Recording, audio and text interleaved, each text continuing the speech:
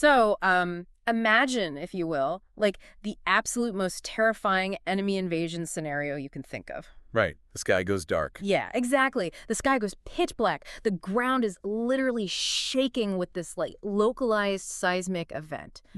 Atmospheric alarms are just wailing across your entire city. That's a classic doomsday setup. It is, right. But here is the bizarre, like deeply unsettling twist to all of this.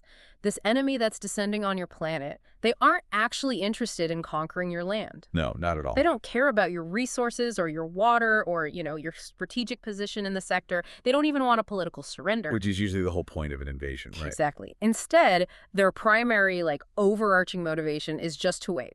They want to wait for your military to deploy its absolute finest, most technologically advanced armored vehicles. They want you to bring out the big guns. Yes, they want the big guns, and then they just want to blow those vehicles to pieces. And steal the wreckage. Right, they want to steal the destroyed, burning wreckage. And why? Because they need that specific, twisted scrap metal to weld together these giant, clanking, heavily armed scrap robots. Just to see what happened. Literally just to see what happens, like when they wire themselves inside the cockpit and press some completely unlabeled button. It is, it's a fundamentally absurd premise. It really is. But it's uniquely horrifying when you actually stop and analyze the strategic implications of that. Oh, absolutely. Because, you are not fighting a conventional war of attrition here.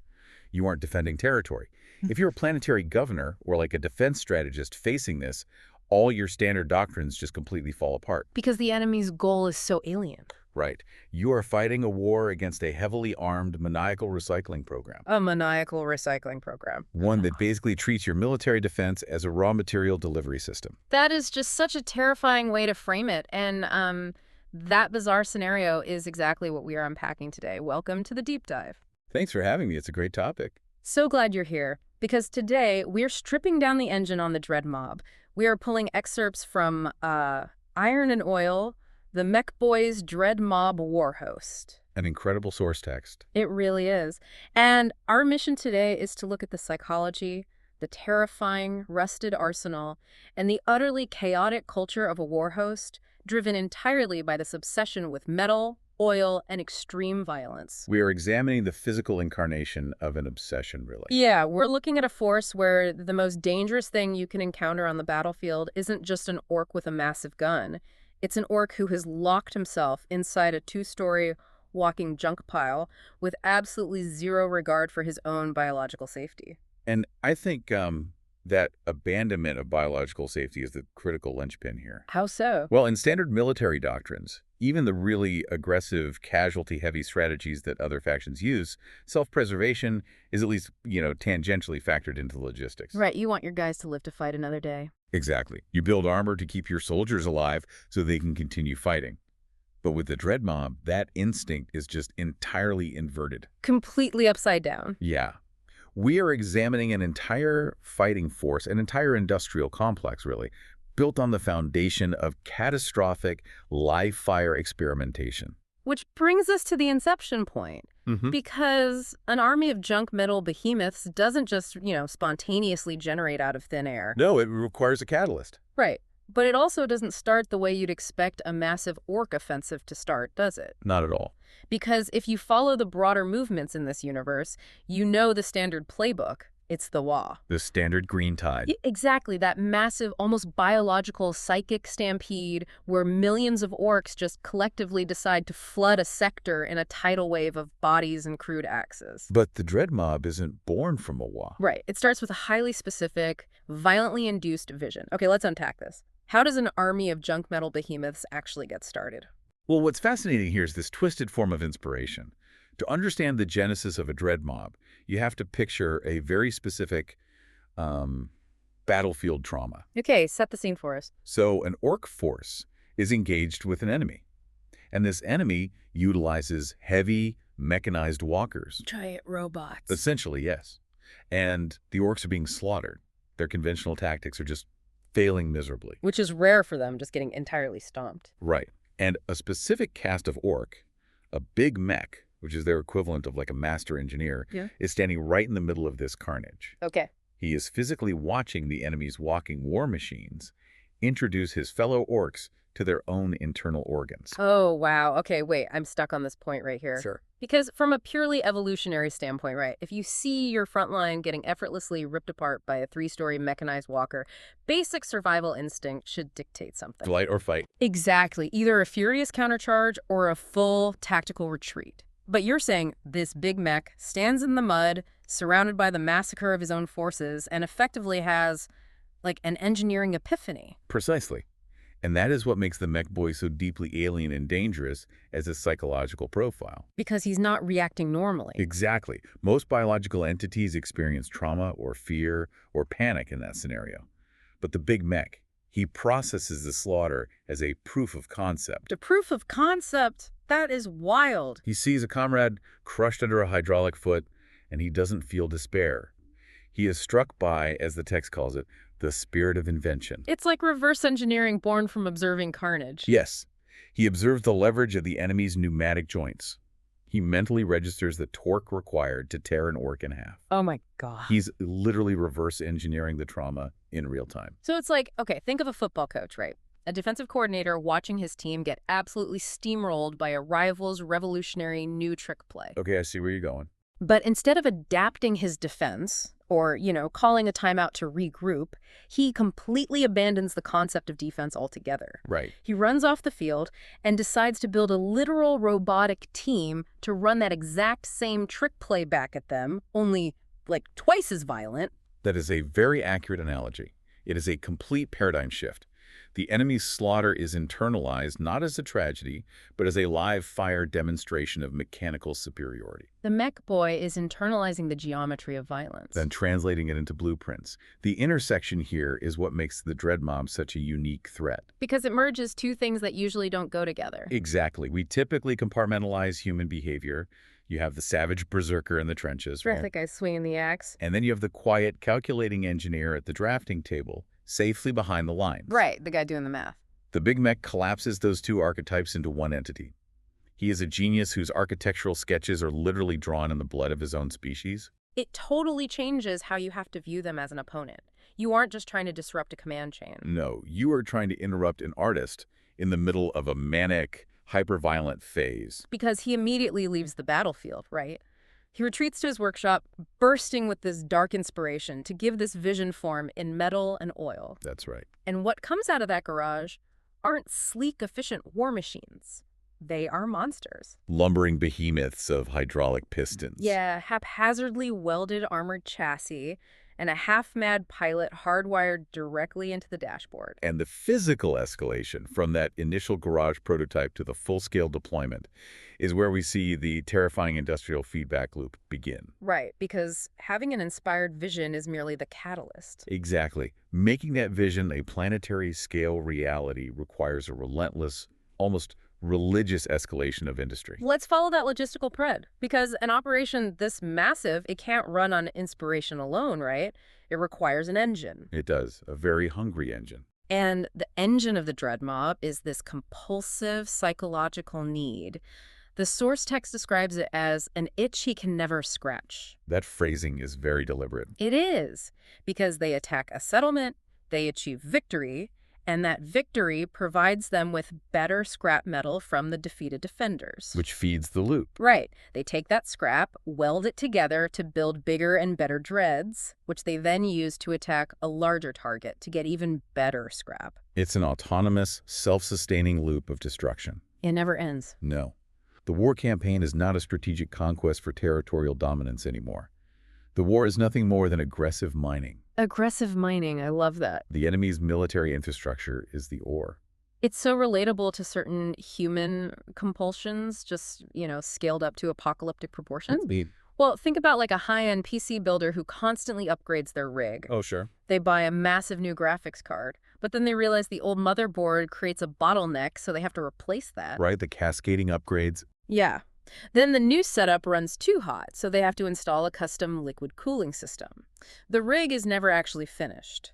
The joy is in the endless pursuit of the upgrade itself. That's a great comparison. But for the mech boy, the rig is a walking weapon of mass destruction that runs on Prometheum fuel and pure rage. And the only way to get the new graphics card is to rip it out of a burning tank. And if we extrapolate the mechanics of that compulsion, Um, it moves beyond a simple mechanical hobby and really enters the realm of It fanaticism. becomes a cult. Yes, building these stompy walkers elevates from a simple pastime to a literal religious calling for the mech and his followers. The disciples of the Big Mac aren't just enlisted warriors following a general, are they? No, they are zealots of metal and oil. Yeah. The act of welding is an act of worship. Which means every single skirmish is a holy crusade for raw materials. Exactly. Every destroyed enemy bunker is like a sacred relic waiting to be harvested and repurposed. And if you have a religious cult dedicated to heavy industry, that solitary garage workshop isn't going to stay small for long. It metastasizes rapidly. Yeah. The mech moves from primitive single-unit designs to grander endeavors.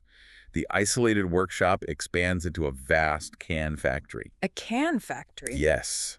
We're talking about industrial sprawl covering acres of land filled with crude, ceaseless production lines. I want to just pause and picture the sheer logistical nightmare of an Ork factory covering acres of land. It's quite an image. Because we aren't talking about sterile, automated assembly lines with robotic arms meticulously placing microchips, right? No clean rooms here. No, we are talking about an environmental catastrophe. Just acres of thick black smoke, blinding sparks, the deafening rhythmic slamming of drop hammers. Shot crude conveyor belts churning out monsters. It's Henry Ford's assembly line, but designed by a lunatic who thinks the Model T needs hydraulic claws and a flamethrower to be considered street legal. The thermodynamic inefficiency alone would be staggering. Oh, I can't even imagine. The heat, the noise, the sheer brute force engineering required to assemble these machines without precision tools.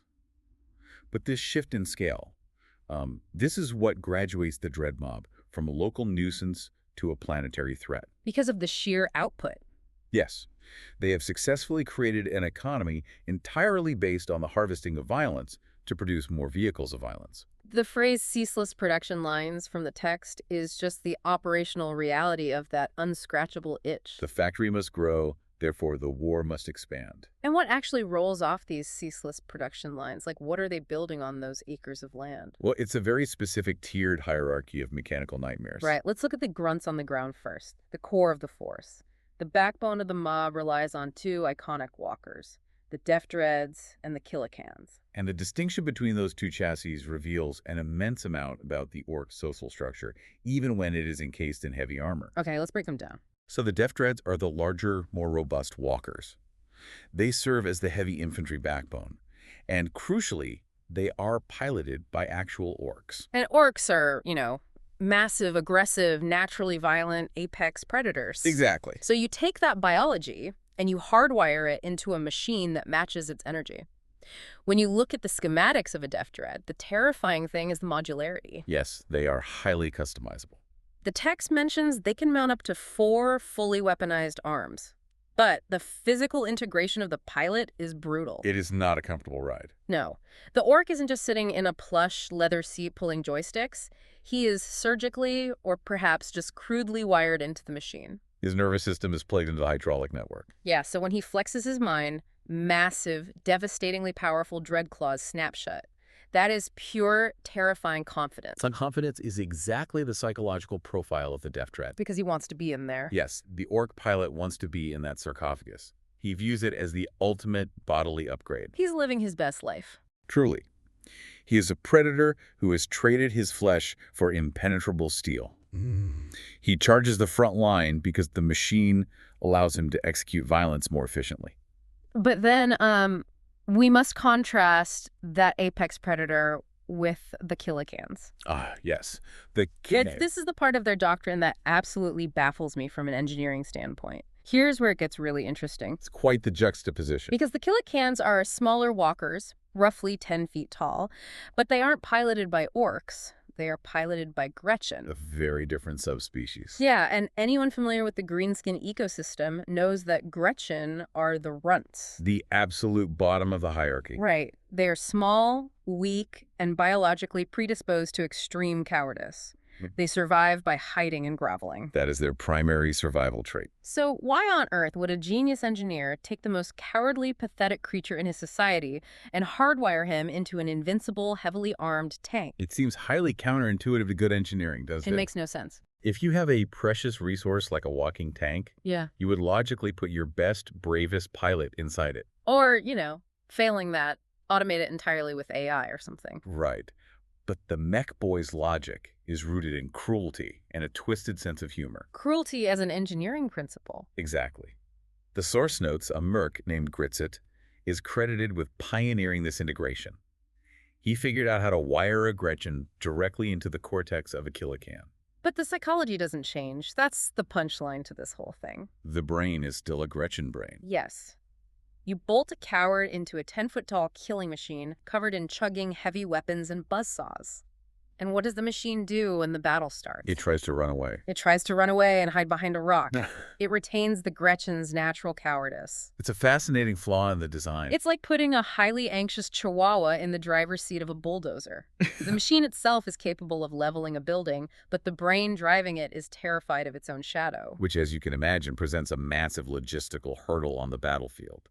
I mean, how do you even use that? You have successfully manufactured a weapon of mass destruction that is fundamentally afraid of participating in destruction. How do you deploy it?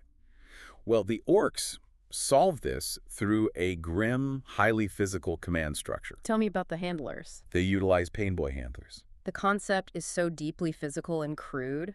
It is. Like, they don't use radio communication to order the cans forward, do they? No headsets, no comms arrays. They don't use electronic override codes to take control of the steering? No. The handlers have to provide a literal physical kick. A kick. Just think about the biomechanics of that interaction on an active battlefield. This is absurd. You have a 10-foot metal walker, armed to the teeth, freezing in terror as artillery shells land around it. Completely paralyzed by fear. And the tactical solution is an orc running up behind it with a massive steel-toed boot, or a heavy wrench, physically striking the hull of the machine to scare the Gretchen pilot into moving forward. They are literally herding armored vehicles like frightened livestock. If we connect this to the bigger picture, it perfectly illustrates the brutal, inescapable hierarchy of their society. The pecking order remains, even in armor. Exactly. It doesn't matter how much heavy armor you weld onto a Gretchen. He could be encased in a foot of solid steel, armed with a rocket launcher, and he is still fundamentally just a pawn. He is still at the mercy of the strong. The orc in the Death Dread charges the enemy line because he loves the thrill of the kill. It's his nature. But the Gretchen in the Killacan charges the enemy line because the handler standing behind him is significantly scarier than the laser fire coming from the front. It creates a fascinating and highly unstable duality in their vanguard. It really does. You have the pure aggressive momentum of the orc-piloted dreads mixed with the chaotic, reluctant, unpredictable terror of the Gretchen-piloted cans. Talk about a mixed bag for your front line. Right. One half of your front line is charging with lethal intent, and the other half is being violently kicked forward against his will.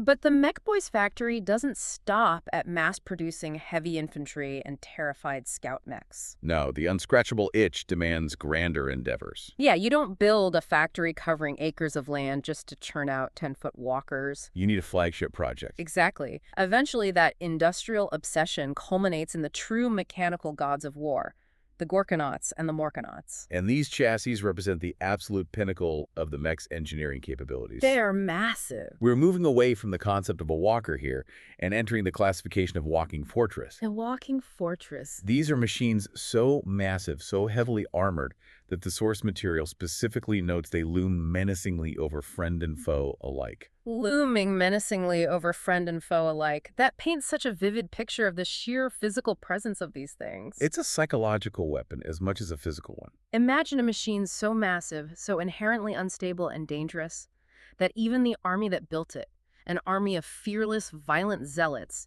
is terrified of standing too close to the exhaust ports. You don't want to be near the feet when it starts moving. It's like deploying a localized earthquake. You just point it at the enemy and hope it doesn't trip on your own troops. And notice the sociological shift in who is permitted to pilot these behemoths. Oh, right. The pilots change again here? We moved from the coerced, cowardly Gretchen in the cans to the standard warrior orcs in the dreads. But the Gorkanauts and Morkanauts, they are reserved strictly for the elite. The VIPs only. You will only find an orc knob, their equivalent of a heavy veteran officer, or a mech boy himself, wired into the command throne of a walking fortress. It's the ultimate status symbol for them. Completely. You have to be upper management to get the keys to the fortress.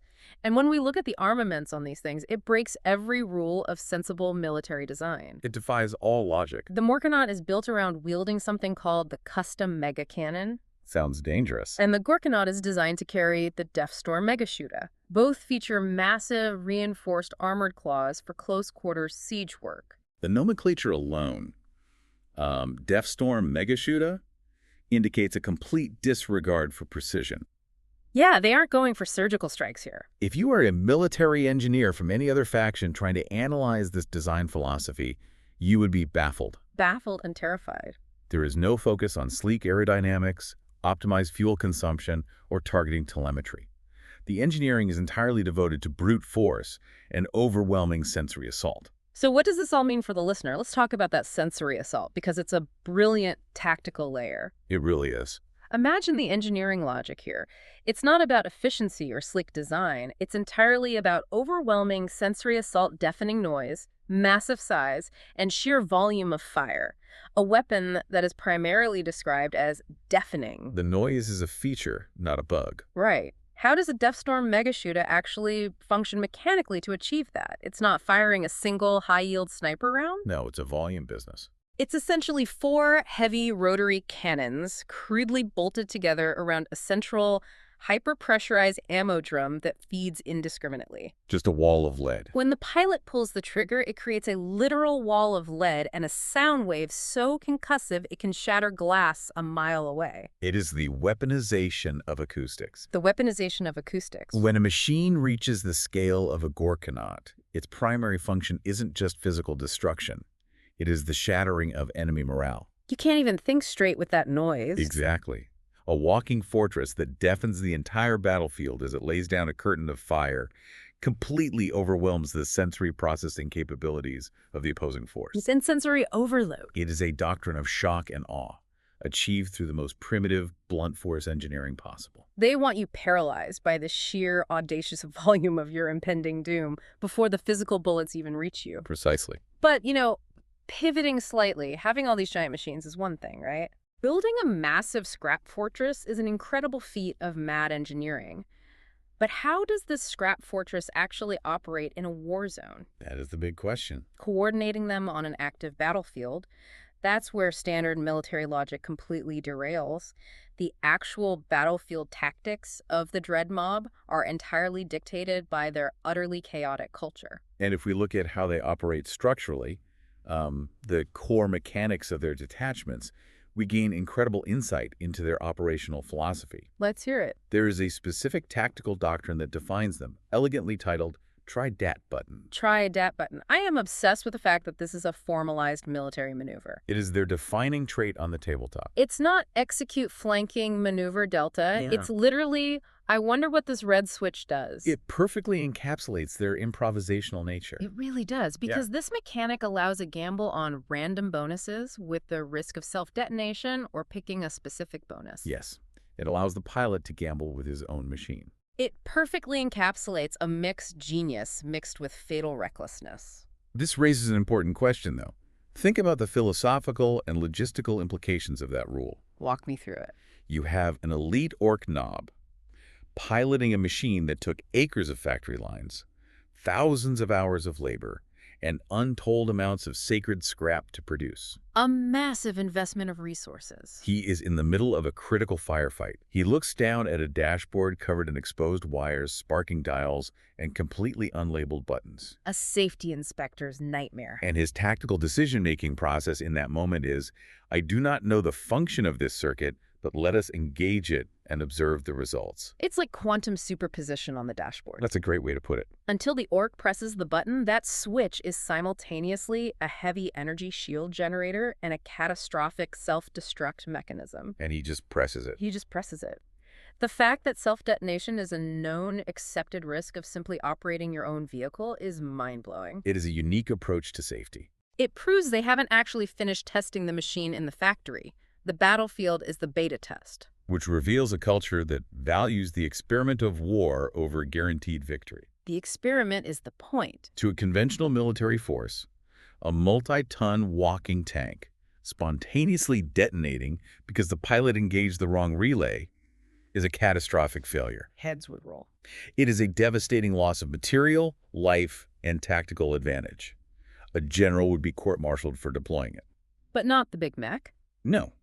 To the Orkish mind, to the big mech observing from the rear lines, self-detonation isn't a failure. It's just a dramatic, albeit fatal, data point. Exactly. You can totally picture the Big Mac watching through a cracked telescope, furiously scribbling on a piece of scrap metal. Taking detailed notes on the explosion. Yeah. Okay, note to self. The large yellow button attached to the glowing green wire vaporizes the pilot and melts the chassis. Good to know. Let's build another one and try the blue wire. They value the active experiment of war far more than they value a guaranteed mathematically sound victory. This creates a terrifying strategic unpredictability for anyone facing them. You cannot formulate a countermeasure against an enemy who does not even know what their own weapons are going to do from one microsecond to the next. You just can't. The improvisational nature of the orcs weaponizes chaos. You can't outthink an opponent who isn't thinking. You can only try to survive their violent spasms of curiosity. Well said.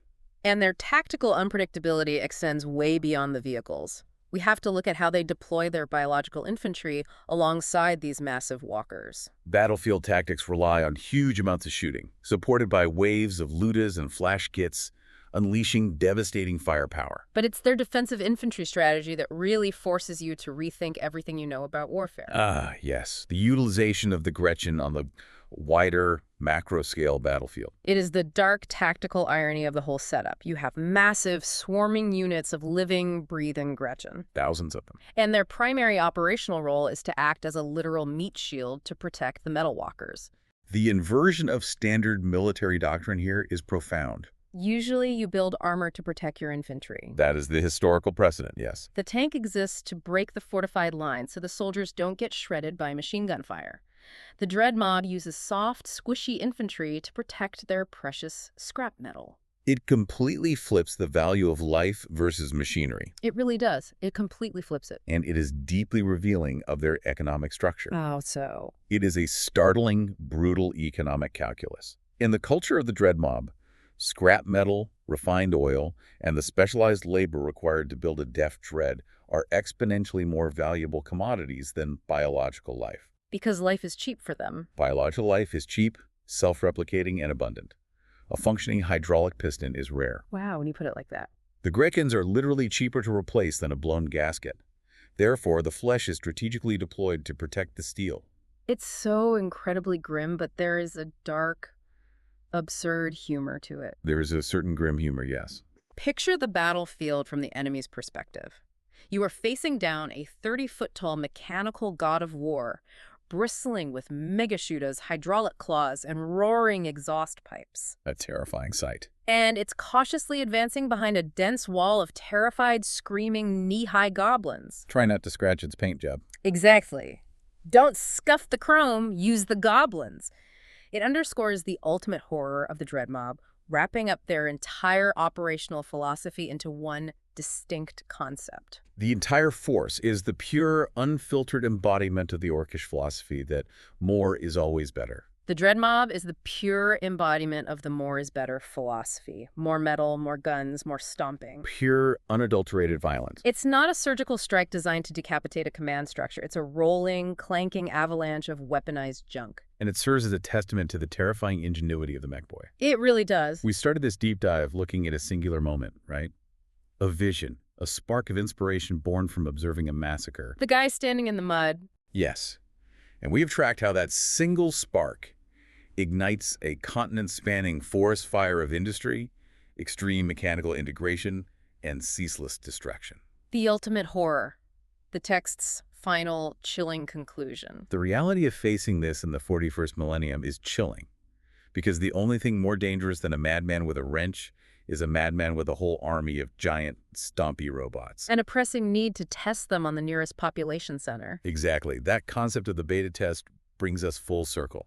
They aren't there to conquer your city to live in it. No, they don't want your houses. They're there to see if their new suspension system holds up under the pressure of crushing your planetary capital. Your entire civilization is just a stress test variable in their grand, violent experiment. It completely reframes the nature of the threat. It's been such a wild ride breaking this down.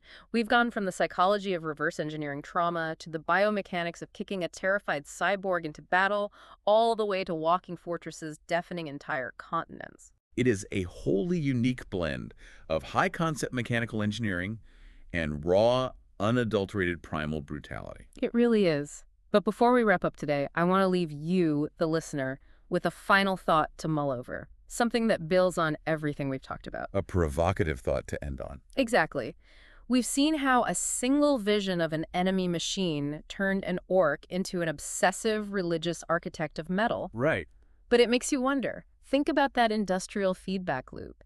That unscratchable itch for bigger, better, heavier scrap metal. It never stops. If the machines keep getting bigger and the scrap keeps piling up, and the biological flesh is increasingly viewed as nothing more than a cheap shield for the steel. Oh, I see where you're going with this. At what point does the biological orc become totally obsolete to his own creations? That is a terrifying question. Will there come a day when the dread mob no longer needs the big mech, and the rolling scrap fortress just keeps marching on its own? A ghost in a machine built of pure violence. A fascinating and profoundly terrifying mechanical evolution to ponder. Thanks for joining us on this deep dive into the oil-soaked, chaotic mind of the mech boy. Stay curious out there.